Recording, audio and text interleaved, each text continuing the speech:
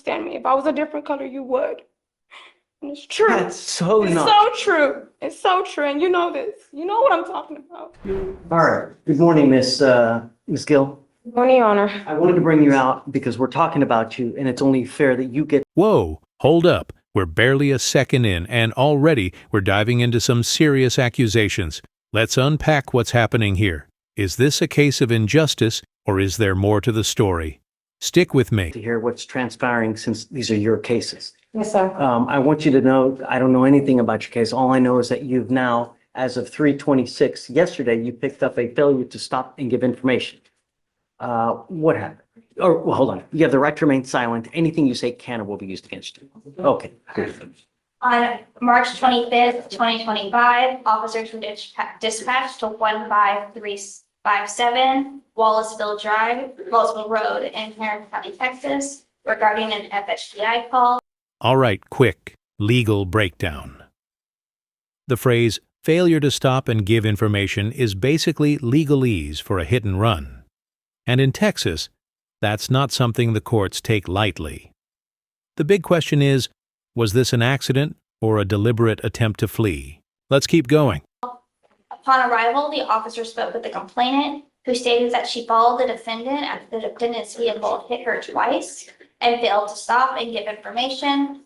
The complainant stated that she was driving southbound on the East Sam Houston Parkway, and the defendant failed to drive in her lane and sideswiped her, causing the vehicle damage to the right side panel of the defendant's vehicle. The complainant stated that she blew her horn several times for the defendant to stop, and the defendant refused. The complainant followed for approximately 3 miles to 152. Oh, wow. So not only did the defendant allegedly refuse to stop, but now we have a second collision happening, and after being told the cops were coming, that's like doubling down on a bad hand. What do y'all think? Is this reckless behavior or just panic setting in? 42 Wallaceville Road, and the complainant and the defendant exited their vehicle, and the complainant told the defendant that she hit her vehicle and needed insurance information. The defendant then told the complainant no, and that she was getting something to eat. The defendant went inside the business, exited, and then entered her vehicle and attempted to drive away. The complainant blew her horn several times to get the defendant to stop and told her the police were coming, but the defendant ignored the complainant. The defendant then began to put her vehicle in reverse and proceed backwards, hitting the complainant's vehicle a second time. The So are complainant, you telling me that now it was intentional? the complainant moved her vehicle to avoid being hit and followed the defendant. The complainant flagged the police down to identify the defendant as the person who struck the vehicle. The estimated damage. Okay, let's put this into perspective. She's already on felony probation for assaulting a peace officer and injuring a child. And now this? The judge isn't just mad, he's connecting the dots. But is it fair to pile on her past mistakes, or should this case stand on its own? Sound off in the comments. From the complainant was around $4,000, and the defendant stated she didn't stop because she was hungry and colored. And what? Colored. Color. Yes, Your Honor.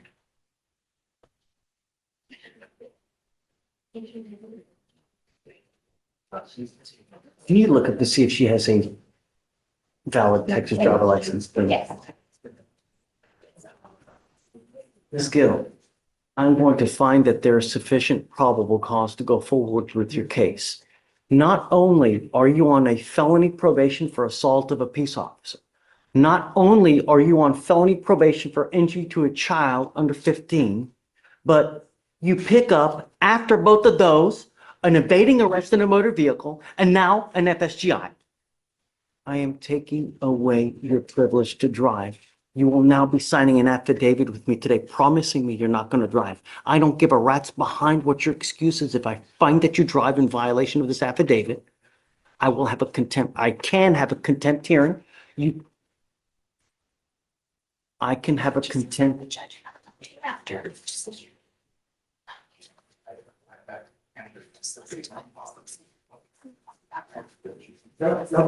Finish. I'm so please. sorry. Finish.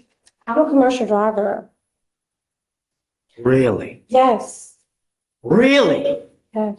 You if you do have a CDL, Sorry, that is correct. She does have a valid CDL. are held to an even higher standard because of that CDL.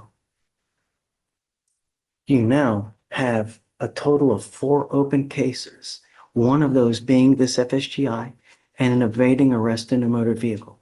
I am taking away. And here's the hammer. The judge is making it crystal clear. If you drive again, there are consequences.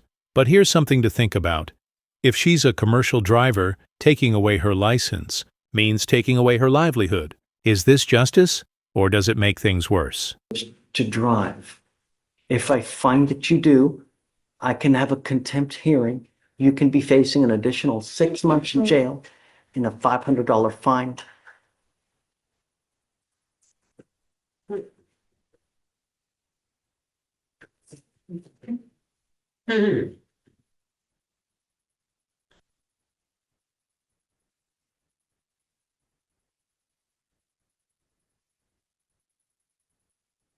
I truly am at a loss with the attitude.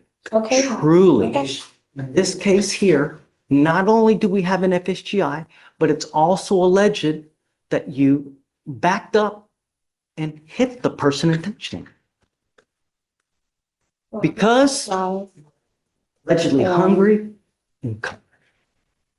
So now, this is an affidavit, and I hope that you take it seriously. Because if you don't, there will truly be disastrous consequences.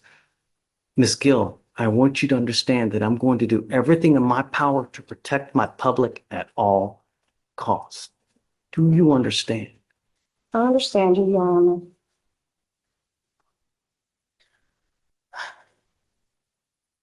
May I make argument for a PR bond, Your Honor? She's made a bond in the felony already. And even with the affidavit to not drive, I expressed to her that that was a possibility of a bond condition. I've spoken with her. She has family members who can help her get to and from court. She's a single mother of 2 children. She has lived at this address here in Houston for the past 5 years. She lives with her mother. She lives with her younger brother. Has lived in Harris County her entire life. And she has, in these felonies, she's actually applied to be put in mental health court because during this incident and the felonies, she was unmedicated and she has a history of mental health diagnoses. And so This is the moment where emotions hit their peak. The defendant is clearly overwhelmed and the court isn't budging.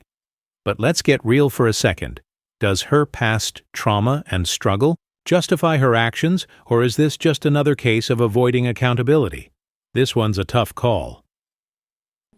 she is willing to abide by any condition that this court will impose on her. It's down to the difference between $0 and $100.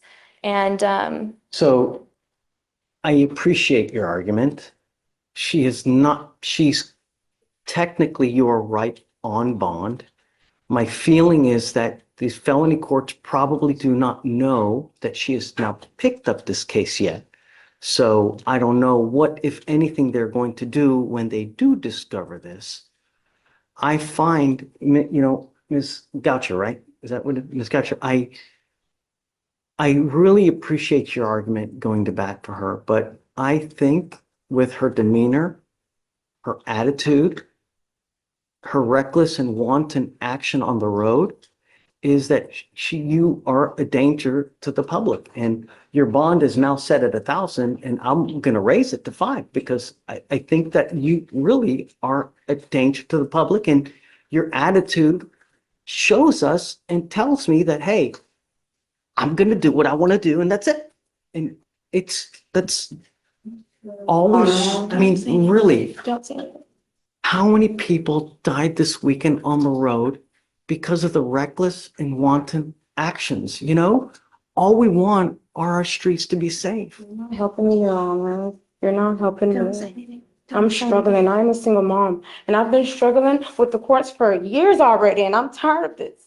Okay? I was beat, okay, in front of my children, and I was thrown on the ground like an animal, okay? And I'm tired of this. I'm tired of all of this, okay? In front of my children. My children have trauma, okay? And I have no insurance for the medication, and I have not been on the medication. I'm trying to get the insurance to get on the medication. Ms. Gill, Okay. I understand that, but at some point, your actions become your own, You right? don't understand. I'm colored. You don't understand me. You don't understand me. If I was a different color, you would.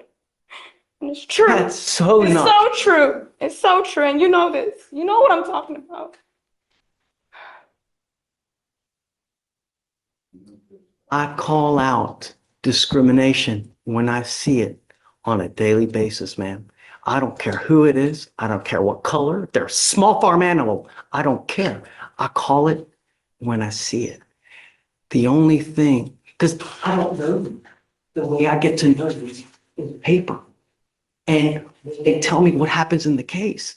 And from what I see here and what has transpired here within the last 10 minutes. Really? Officer Harris did not read me my rights. Well, I will let They've been mishandling me like this for years already, okay? I have the right to tell you this.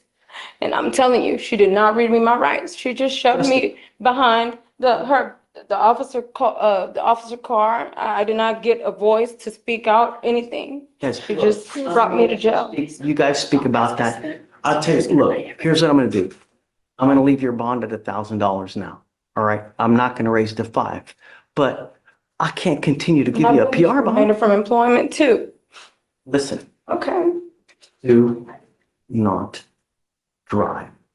It's the only thing I'm asking you to do. I'm a commercial driver. Don't pick up a new Yes, case. sir. Yes, sir. And just, all right. Come on. Justin.